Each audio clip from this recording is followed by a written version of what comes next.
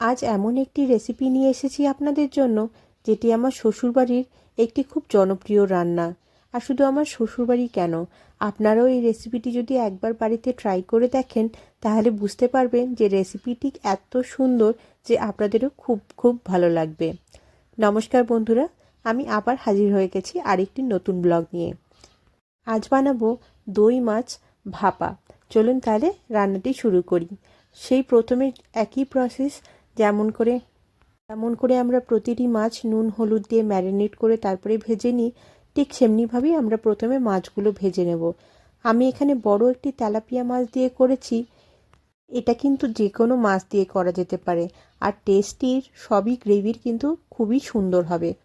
সাধারণত এইটা রুই মাছ দিয়ে খুব সুন্দর হয়, কিন্তু আমাদের এখানে যেহেতু রুই মাছটা খুব বেশি পাওয়া যায় না, তাই আমি এখানে তেলাপিয়া দিয়েও করেছি। তবে তেলাপিয়া দিয়ে করেও জিনিসটি কিন্তু খুব সুন্দর টেস্ট হয়েছিল। তো যাই হোক, প্রথমে আমি মাছগুলোকে সবগুলো ভেজে নিয়েছিলাম। এরপরে আমি প্রথমে একটি বড় টিফিন বাটিতে দিয়ে দিচ্ছি এখানে অল্প একটু আদা আর পেঁয়াজ বাটা। পেঁয়াজটার পরিমাণটা কিন্তু যতটা থাকবে ঠিক অতটা পরিমাণে এবার আমরা দিয়ে দিয়েছি ওর মধ্যে দই, টক দই দিয়েছি আমি এখানে। এরপরে জিনিসটাকে ভালো করে কিন্তু মিশিয়ে নিয়েছি। এরপর দিয়ে দিচ্ছি এখানে তেল। এখানে আপনারা কাঁচা তেলও দিতে পারেন, কিন্তু আমি এখানে মাছ ভাজার যে তেলটা ছিল সেই তেলটা এখানে দিয়েছি।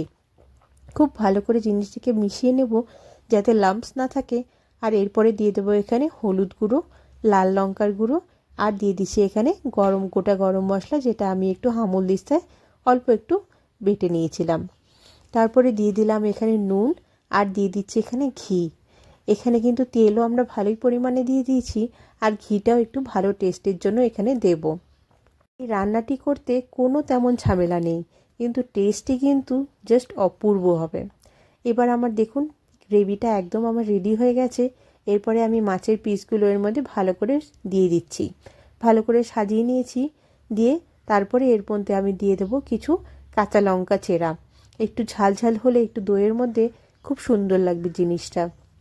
তাই আমি এখানে মোটামুটি 5টার মতন কাঁচা লঙ্কা আমি এখানে চিড়ে তারপরে এর মধ্যে দিয়ে দিয়েছি, যাতে ঝালটাও একটু উপর থেকে থাকে।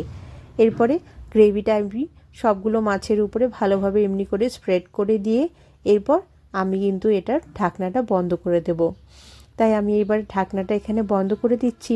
এবার কড়াইয়ের মধ্যে একটু জল দিয়ে দিয়েছি। মোটামুটি দেখুন যতটা জল আমি এখানে দিচ্ছি, একটুও জল আর বাঁচবে না যখন আমি লাস্টে এটাকে তুলবো। এবার জলটা দিয়ে আমি টিফিন বাটিটা এখানে দিয়ে দিয়েছি। মোটামুটি হাফ টিফিন বাটির মতন আমি এখানে জল দিয়ে দিয়েছি। আর উপরে একটা ভারী কিছু দিয়ে বসিয়ে দিয়ে এটাকে আমরা 30 মিনিট মতন হতে দেব। প্রথম 20 মিনিট কিন্তু ফ্লেমটা মিডিয়াম থেকে হাইয়ের দিকে রাখবো, আর তারপরের দিকে 10 মিনিট আমরা একটু লোয়ের দিকেই রাখবো। এরপর দেখুন আমার 30 মিনিট হয়ে গেছে। এবার দেখুন কতটা জল আমি দিয়েছিলাম আর কতটুকু জল এখানে বেঁচেছে। এরপর সব থেকে কঠিন জিনিসটা কি জানেন? এই গরম টিফিন বাটিটা খোলা। সেটা খোলা সত্যি খুব কঠিন কাজ। এই দেখুন আমার টিফিন বাটিটা খুলে গেছে, আর দেখুন কি সুন্দর লাগছে জাস্ট দেখতে। খুবই সুন্দর হয় এই গ্রেভিটি। তাহলে চলুন আপনারাও ট্রাই করে দেখবেন। আর ভিডিওটি যদি আপনাদের ভালো লাগে তাহলে প্লিজ একটি লাইক, কমেন্ট আর আমার চ্যানেলটিকে সাবস্ক্রাইব করবেন।